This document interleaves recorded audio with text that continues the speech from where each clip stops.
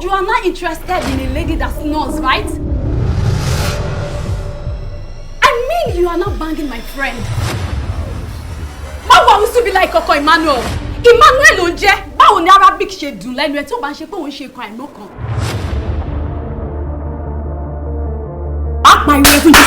What exactly is your problem? Why don't you walk on your side of jealousy?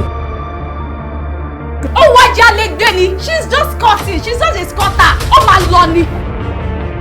Ṣé bí ọ̀rẹ́ gidi ṣe máa ń ṣe nìyẹn Fisáyọ̀? Sọ fún mi. Mama jẹ́ kí ṣu yẹ lu, ṣùgbọ́n kó wà láàánú mi. Aláàánú àwọn wo? Dọ́kọ̀dọ́kọ̀, ó ti wá lọ káràmátà fún. Can you just spare me that crap?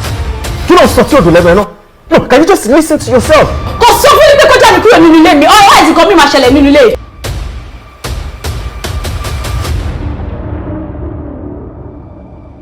This is not the best time for all this drama. Go lights now. Estate in da. Everybody will go away.